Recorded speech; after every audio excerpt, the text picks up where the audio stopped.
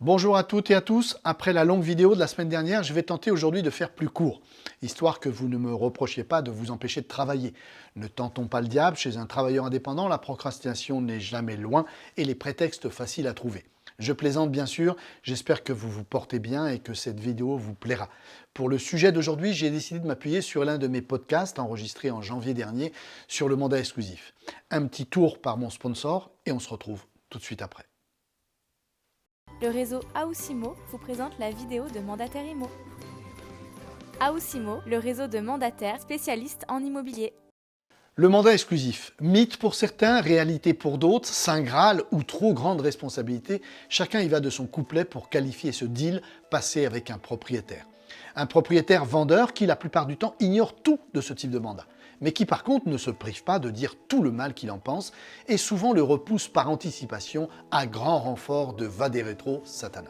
Du côté des professionnels, la grande question est souvent de savoir comment le présenter sans risquer de se faire sortir immédiatement après avoir prononcé le gros mot « mandat exclusif ». L'attente est forte de leur part et souvent reviennent les mêmes interrogations. Comment vendre une exclusivité ? Comment convaincre les propriétaires ?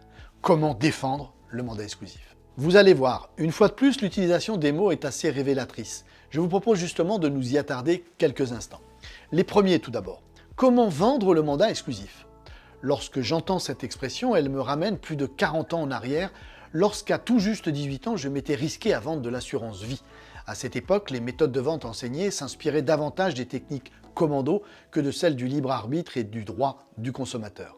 Raison pour laquelle j'ai rapidement décidé de m'exfiltrer tout seul vers d'autres destinées. Nous n'avons rien à vendre dans notre métier, même si le terme de mandat de vente est employé.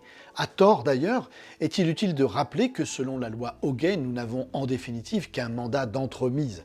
Aucune obligation de résultat, seulement une obligation de moyens. Retirez-vous ce poids, vous n'êtes pas là pour vendre un mandat ou quoi que ce soit d'autre.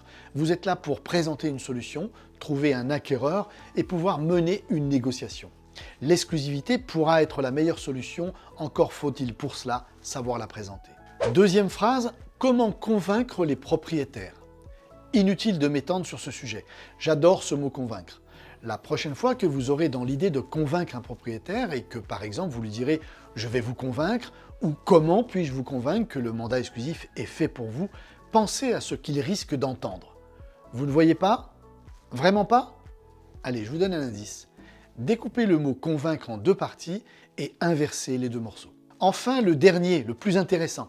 Comment défendre le mandat exclusif ?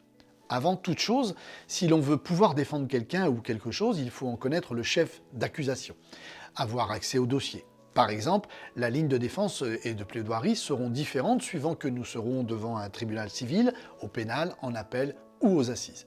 Prenez soin, avant de vous lancer, de savoir sur quoi exactement porte l'attaque de votre mandat exclusif.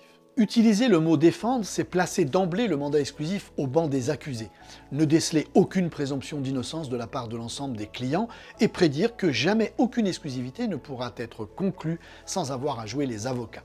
Pourtant, on le sait, le meilleur moyen de faire condamner quelqu'un, c'est de l'accuser. Sans faire systématiquement l'avocat, c'est risquer de ne jamais en obtenir. En fait, la plupart du temps, lorsque les gens accusent quelqu'un ou quelque chose, c'est le plus souvent parce qu'ils en ont peur, parce que c'est nouveau, qu'ils ont des a priori, bref, qu'ils méconnaissent le sujet. La meilleure attitude à avoir dans ce cas, c'est d'être le plus pédagogue possible, d'accepter, d'écouter et de comprendre les peurs de vos interlocuteurs.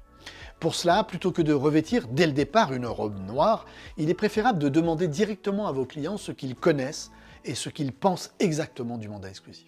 Vous saurez ainsi ce qu'ils savent, ce qu'ils croient savoir, ce qu'ils ignorent et surtout ce qu'ils craignent. Vous n'aurez alors plus qu'à démystifier, qu'à rassurer et qu'à expliquer le fonctionnement réel du mandat exclusif. Vous éviterez ainsi de devoir vous transformer en défenseur des causes perdues. Vous vous apercevrez que le plus souvent, un bon interrogatoire suffit à innocenter. Ayez confiance et faites toujours appel à l'intelligence de votre client. Posez-lui les bonnes questions, c'est tout.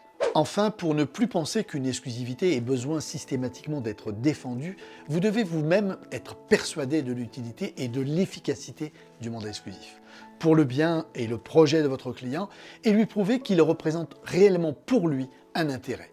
Et j'insiste sur le « pour lui ». Une preuve de plus que l'utilisation des mots n'est jamais innocente. Rappelons au passage que c'est d'ailleurs pour cela que vous devez toujours écouter, Analysez et décortiquez les questions de vos clients avant d'y répondre. Une gymnastique qui devient très vite un réflexe avec un peu d'entraînement. Nous pouvons maintenant lever cette audience et libérer le mandat exclusif. Merci de partager cette vidéo. Très bonne journée et à très vite. Aoussimo, le seul réseau collaboratif, vous a présenté votre vidéo www.aus-imo.com.